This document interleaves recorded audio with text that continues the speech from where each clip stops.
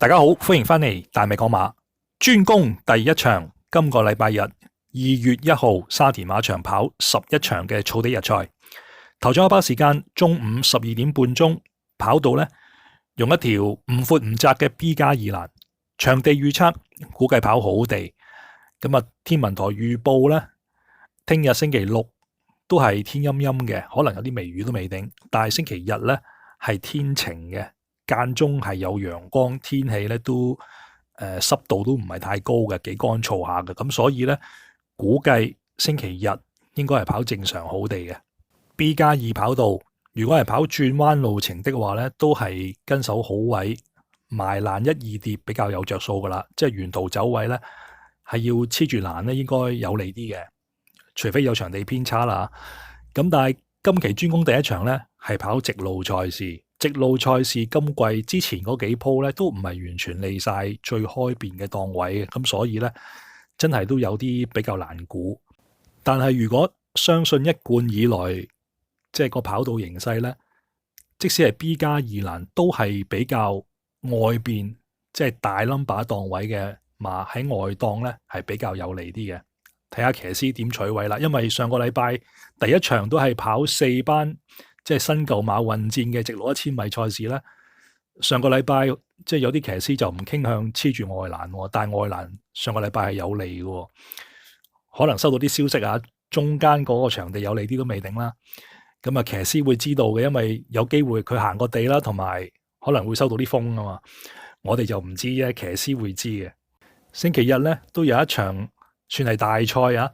4歲系列嘅頭關香港經典一哩賽編咗喺第8場，咁大家都好關注，因為一哥潘頓呢，就喺幾隻實力馬裏邊呢，就揀咗隻瑞勝人生嚟跑，咁瑞勝人生呢，又排咗大外檔，究竟係咪可以幫潘頓就係爭呢一場大賽就可以攞晒香港嘅即係經典賽啦，同埋一級賽嘅榮譽呢？即係收穫個大滿貫呢？星期日自有分曉啦。而今期封面擺咗廖康銘喺度，第8場香港經典一哩賽，廖康銘4路輕兵，即係同佢出嗰隻馬個馬名一樣晒冷咁滯噶啦。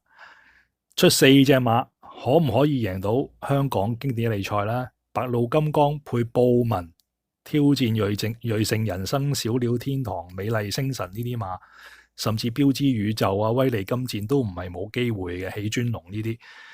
咁究竟廖康銘可唔可以冧莊再贏一屆香港經典一哩賽呢？都係大家關注點。咁但係第一場廖康銘已經有馬派出嚟跑咯，係咪可以開個頭纜先啊？一齊去片睇睇啦。喺節目開始之前，一定要呼籲下大家訂閱大米講馬呢個台呢嘅節目，好多人睇，咁但係咧訂閱人數呢，就仲未達到理想水平。所以如果支持大米，一定要訂閱大米講馬，同埋咧俾呢條片一個 like， 加埋咧分享呢條片出去 ，share 條片俾大家嘅朋友。咁啊，當然可以留言支持一下我嘅，咁啊俾啲心心啦、表情符號啦，或者笑面啦，都係對我一個好好嘅支持嚟嘅。好啦，咁啊事不宜遲，先睇睇第一場4班1000米直路賽事嗰個排位表，出馬滿額14匹。咁啊，以為跑5班賽，點知咧就編咗一場4班嘅直路賽做頭場喎，咁亦都好似有啲似曾相識咁。啱啱上個禮拜日都係咁上下嘅形勢，都係4班1000米直路賽事，亦都係咧有一大紮馬咧係初出馬同埋啲作賽經驗好少嘅馬，新舊馬混戰場合。咁啊，初出馬呢一場都有7隻咁多噶。真係都唔知揀邊隻好，但係上個禮拜日咧都有一隻初出馬咧喺試閘表現非常之好，都講到明即係唔會有好分頭噶啦。上個禮拜隻嗰隻手機標勁，今個禮拜咧亦都有一隻喺度試閘表現咧比手機標勁咧就更加好啊！嗰個賽績，手機標勁出3次試閘3次贏晒。咁啊，大衛希斯呢隻3號智力之城咧，喺即係賽前準備功夫係試過4次閘嘅，4次試閘都係贏晒嘅。咁好似冇得唔揀咁，亦都係好好理所當然會成為第一場嘅大熱門噶啦，都同上個禮拜日一模一樣。雖然即係我都好想飛走呢一隻智力之城，但係睇落咧都好似飛唔甩咁。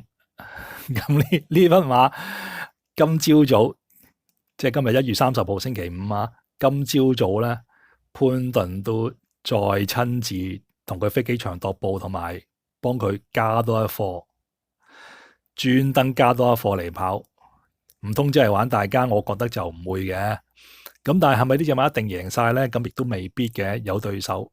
上個禮拜日都係手機標競呢，最強嘅對手就一隻3班落4班，喺3班都有上名賽績嘅馬。星期日頭場呢隻1號展鴻威，同上個禮拜嗰隻飛來閃耀一樣，喺3班嘅有賽績嘅，3班係上名賽績，同埋佢3班1000米直路賽績呢，比飛來閃耀就更加好添。咁究竟係咪就係呢一條13單 Q 翻嚟呢？第一場賽事，廖康銘馬房1號馬展鴻威，咁呢有3班賽都唔跑啦，落嚟4班蝦啲渣啲嘅對手係嘛？跑翻佢最擅長嘅1000米直路賽事，強配布文係個4檔爭少少啫，同埋個重磅135磅。咁到底有冇能力贏到初出喺試閘4次試閘都贏晒嘅3號強配潘頓嘅智力之城呢？唔係冇機會嘅。如果兩匹馬賠率比較懸殊啲呢，都可以即係買2重彩，將展鴻威行頭，智力之城咧擺第2位，或者大家喜歡買4重彩啊、3重彩咧，不妨頭2兩名咧都可以即係用個複式去處理，即係第1名可以係展鴻威，可以係智力之城，第2名都可以係展鴻威、智力之城，買2注咁樣。咁我喺即係投注角度，如果即係智力之城太熱門，當然可以搏下展鴻威啦，係嘛？咁啊，廖康銘呢隻展鴻威，即係潘頓都好熟悉噶啦，因為呢匹馬喺上一季有一場賽事咧，都係跑1000米直路嘅4班賽事，同樣係孭緊個頂磅135磅，潘頓跑，最後咧輸一條頸，俾一隻失身馬穿雲達月。呢一場就係上一季嘅660場次，5月10號跑嘅。咁究竟點解播呢一場咧？因為上一季呢隻馬上咗3班咧，同樣喺1000米直路咧係輸短頭位，爭啲可以贏馬噶。咁點解會播呢場咧？因為呢一場咧，呢一匹展鴻威係孭頂磅嚟跑，同埋咧佢出閘咧係慢閘嘅，所以係後上嘅跑法嘅。咁啊，想俾大家睇睇呢一展鴻威唔係獨軍尾跟前首位跑法，後上都可以得㗎，喺4班孭重磅。咁啊，睇睇呢場賽事潘頓點發揮啦。睇完片翻嚟再傾。戰旗飛啦，63白帽展鴻威啊出閘唔靚仔啦，咁後邊嘅馬美麗老窩入邊工程小子褪咗喺後邊係攻頂嚟噶，跑咗一半嘅路程啦，不可擋呢就係威係勢噶啦，接嚟咗但係有個零兩個馬位嘅，見到中間紫色眼罩同起追緊，團結勇士響外欄中檔位置仲有拉合二，後多層啊嘛，仲有展鴻威啊，最後100零米啦，咁啊見到外欄位置團結勇士上咗嚟，入邊啊穿雲達月啊，中間有拉合二同埋呢隻展鴻威，外邊位置不可擋，接近終點，穿雲達月依然係佔先啊！咁啊，見到衝咗上嚟第2呢係展鴻威啊！好啦，咁啊睇完片翻嚟，呢一場賽事就係熒幕最底下呢一場660場次啊，潘頓騎噶，所以潘頓都好熟悉展鴻威有幾多斤兩喺手噶啦。咁所以今朝早潘頓都同隻智力之城加貨，可能就係都摸準啲，係咪真係可以贏到呢隻展鴻威啊？可能有咁嘅意味都未定。咁呢隻馬實力好好噶啦，跑1000米直路展鴻威。咁上一季咧，最初嗰幾鋪都未係完全，即係呢隻馬體質都係弱啲嘅，狀態係跑下跑起咗之後咧，去到即係挨近季尾咧，4月份就接連喺1000米直路賽有好演出嘅，巴道爭少少贏到馬孭重磅啊，喺4班之後咧就係呢場660場次，潘頓諗住幫隻馬贏馬升班啦，點知咧就搏失咗，出閘脫腳，翻嚟追翻第2名，輸俾穿雲達月一條頸。咁呢樣之後咧，隻馬就要加分啊，加2分，62分，升上3班，喺3班一樣可以爭啲贏馬。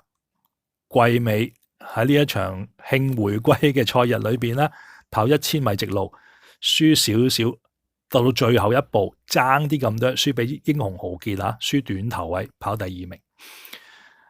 咁啊，呢匹馬已經證明喺3班都有贏馬實力噶啦。如果好運氣啲，已經贏咗啦804場次。所以呢隻馬嘅賽績咧，比起上個禮拜隻飛來閃耀咧，就更加強噶。咁但係點解即係3班都跑得咁好，依家又落翻嚟4班咧？都係因為健康問題啦，同埋呢隻馬體質真係弱啲。上一鋪276場次跑過美國美亞美，麥道朗走過嚟跑，因為麥道朗同張悅勝呢位中國大馬主咧，喺澳洲好多馬噶，有好多合作關係喺澳洲，所以展鴻威喺麥道朗嚟香港客串期間俾佢跑，但係呢場咧就跑到心律不正啊，跑翻嚟就跑包尾嘅。呢場賽事個賽績都不能作準嘅上一鋪，咁啊跑完上一鋪之後咧都唞咗一輪嘅，即係唔係唞咗一輪啦，操練有少少放緩啦，即係回咗一輪之後咧先至跑呢一場賽事。星期日呢場賽事，咁啊期間啲操練功夫咧都冇停過嘅，咁隔咗個半月嚟跑，係咪可以跑翻即係季初或者係上一季季尾嘅水準咧？唔排除嘅，呢啲馬係嘛，始終底質又喺度，神課功夫都做到足嘅。咁廖康銘喺星期日揾布文騎白鷺金光跑經典理賽，同日有多2隻實力馬俾佢跑。就第一場嘅1號展鴻威，同埋尾場嗰隻1號盡跑得，咁會唔會即係再益下布文咧？咁啊，據聞即係佢鎮倉寶隻竹園咧，都會轉俾布文騎去跑香港金杯。咁既然即係騎練兩方面都係一個蜜月期啦，呢隻展鴻威，我覺得都可以提高少少，睇下會唔會有力贏到呢隻智力之城啦。上個禮拜日嗰隻手機標勁試閘咁犀利，都爭啲輸俾飛來閃耀啊！如果唔係潘頓手下留情，喺最嬲尾嗰200一邊都唔打，隻飛來閃耀已經可以贏到隻手機標勁噶啦。咁呢隻展鴻威論到1000米嘅直路嘅賽績咧，比起飛來閃耀咧就更加強嘅。同埋呢匹馬頭先播條片都知啦，唔單止係可以跟前首位跑法，同埋咧亦都可以留住嚟跑嘅，一樣有威力。咁視乎布文點發揮嘅啫。今次係個檔位排4檔，唔知點跑。但係既然呢匹馬能力係咁高咧，都要揀嘅。咁睇下會唔會贏到隻初出嘅智力之城啦。始終呢個路程根據比較多嘅展鴻威。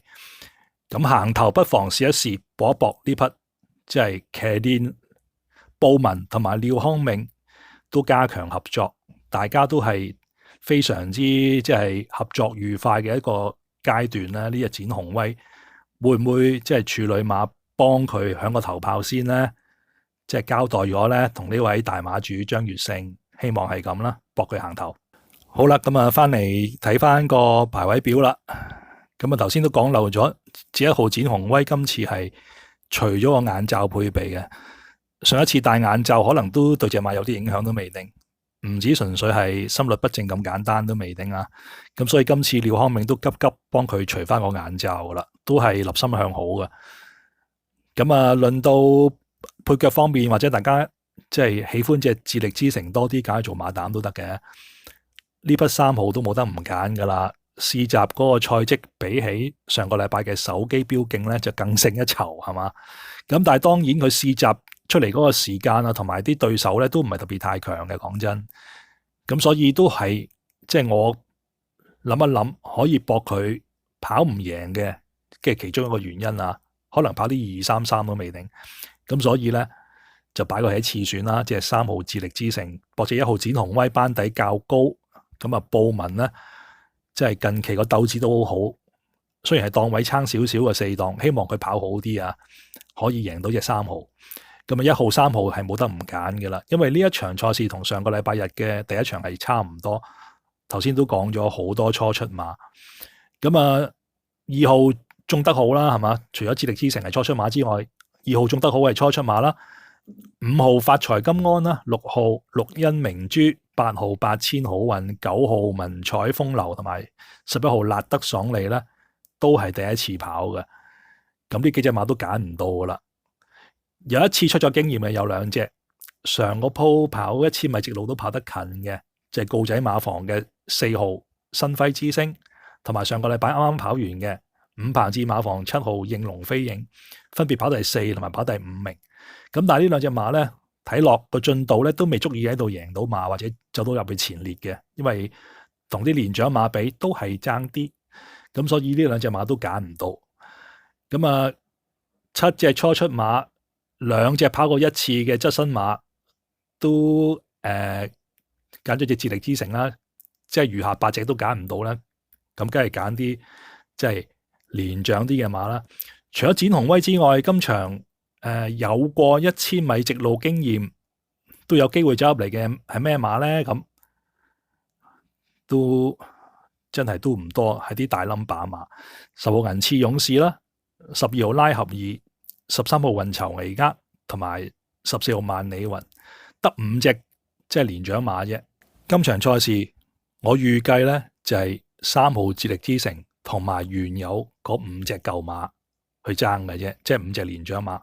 除咗1號展鴻威之外咧，就係10、12、13同埋14呢4隻馬裏邊去爭嘅啫。形勢比較單純啲嘅。咁揀咗1同埋3之後，可以揀邊隻咧？揀一隻有前速嘅馬啦。方家柏馬房一向有黑夜之神之稱，呢匹銀翅勇士今季跑谷草嘅賽績亦都好好啊，1000同埋1200米都得。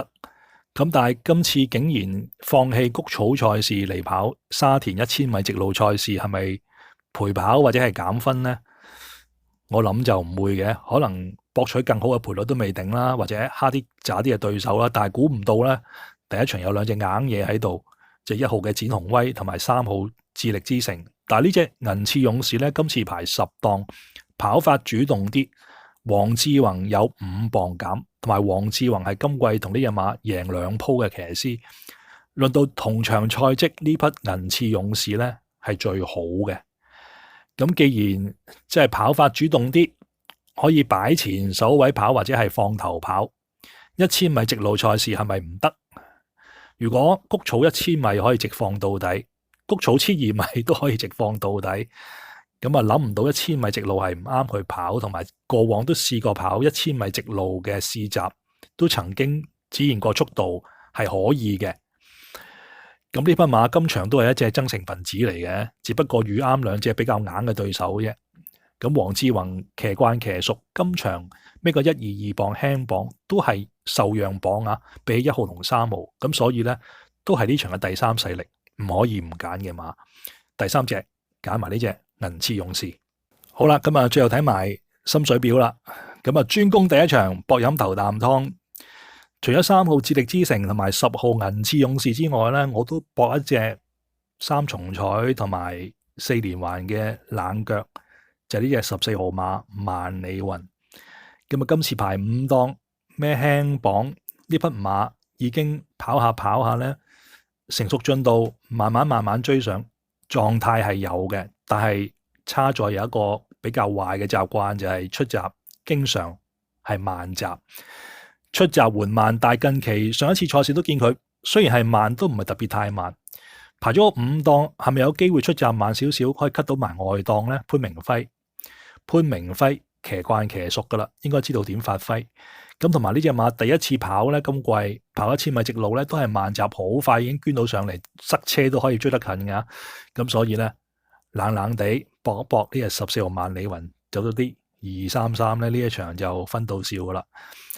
睇下智力之城潘頓係咪會發揮得差啲呢？跑個233翻嚟呢，咁啊展鴻威可以贏到呢，咁就有分頭啦。即使開條位置 Q 一膽拖10、14呢，都應該幾好分嘅。咁所以呢，今場就不妨搏一搏，買條1拖3，1號展鴻威行頭，配腳呢就係3號、10號同埋14號。好啦，咁啊最後總結，專攻第一場博飲頭啖湯。咁啊，第一場賽事可能大家嘅注意力咧都擺咗喺一隻好似幾有名氣啊，無論馬主同埋呢件彩衣加埋個騎師都好似俾人即係好信得過嘅，連馬師都信得過嘅，大衛希斯一切都好信得過嘅3號智力之城呢係初出馬。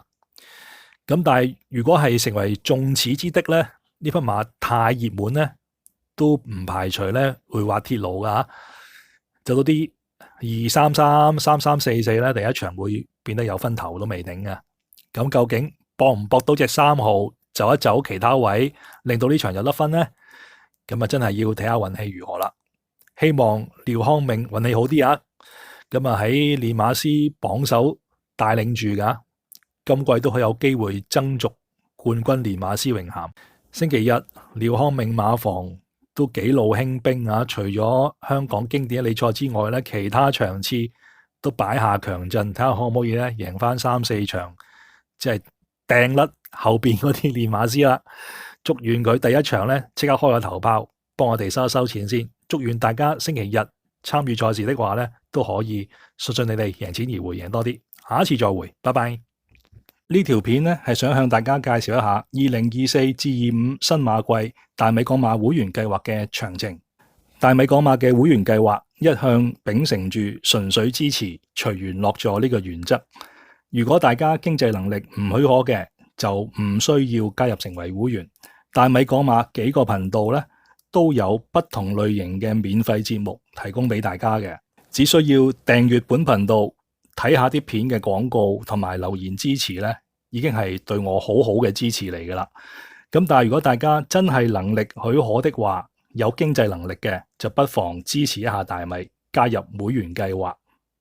有意加入成為會員嘅朋友，只需要喺 YouTube 搜尋大米港馬，咁啊呢一個係手機個界面嚟嘅。咁啊嚟到大米港馬嘅主頁面咧，就可以撳一撳訂閱先，以便日後成為會員之後咧，接收會員片嘅信息，同埋咧要將即係嗰個鐘啊調校成為黑色，接收所有通知。咁啊訂完閱之後咧，就可以撳一撳右手邊呢個加入掣，之後咧就可以揀選唔同嘅會員級別啦。大米港馬訂立咗5個唔同嘅會員級別，而最低嘅會員級別咧就係基本會員，月費係150蚊。基本會員有乜嘢會員福利呢？咁啊，當然係可以睇到會員版嘅心水推介片啦，喺熒幕最底見到啦。但係咧，基本會員只係能夠睇到每個月4次本地香港賽事嘅會員版心水推介嘅啫，即係每個禮拜咧會睇到一次，梅花間竹咁樣去出。第一個星期會係日賽，下一個星期咧就係夜賽，如此類推。除咗香港賽事嘅心水推介片之外咧，仲可以睇到越洋賽事嘅心水推介嘅，如果有的話。咁喺暑期咧就會即係我都會揀幾次越洋賽事嘅心水推介咧，係俾會員朋友嘅。如果大家想睇晒所有嘅會員版心水推介片，包括本地賽事同埋越洋賽事的話咧，就要加入高一個級別，叫做超級支持會員，月費咧係港幣200蚊。除咗可以睇晒會員版嘅心水推介片之外咧，入會累積滿18個月，即係1年半咧，就可以加入大米港馬嘅 WhatsApp 資深會員群組嘅。如果大家想支持大米多一啲，可以選擇更高級別嘅會員計劃嘅，月費咧就會相對比較高。咁而加入資深會員群組嗰個時間咧，亦會縮短一啲。咁大家咧可以因應自己嘅經濟情況，選擇加唔加入更加高嘅會員級別。但係咧，更加高嘅會員級別嘅福利咧，同超級支持會員嘅級別咧係一樣嘅。個差別咧只係加入 WhatsApp 資深會員群組嘅時間咧係縮短啲嘅啫。如果大家選擇啱自己合適嘅會員級別咧，撳個加入掣去支付咧就 OK 噶啦。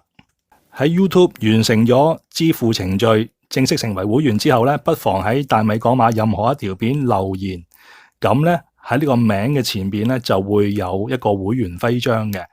會員徽章咧係會按你嘅年資咧慢慢遞升嘅。如果初入會咧就係左上角最頂嗰個紅色底嘅冰冰符號嘅。當然大家最關心嘅就係會員片幾時會播啊？我就定咗個播出時間嘅，就係賽事日之前一晚11點半鐘，日馬同埋夜馬都係一樣噶啦。而 YouTube 喺我上傳咗會員片之後呢，亦都會即時通知各位會員去睇片嘅。所以大家謹記要訂閱大米講馬，同埋咧接收所有通知，確保係收到通知咧去睇會員片。咁如果大家收唔到通知，按翻呢個時間嚟到主頁面咧，都可以喺主頁面咧有一欄係會員片嘅，咁你撳入去睇都得噶啦。最後大米再一次感謝大家一直以嚟對大米講馬會員計劃嘅支持，希望大家都能夠踴躍支持，成為會員嘅一份子。喺會員片咧再見到大家，亦都祝願大家嚟緊嘅新馬季咧可以場場勝利，收穫一個豐盛嘅馬季。我哋會員片再見啦，拜拜。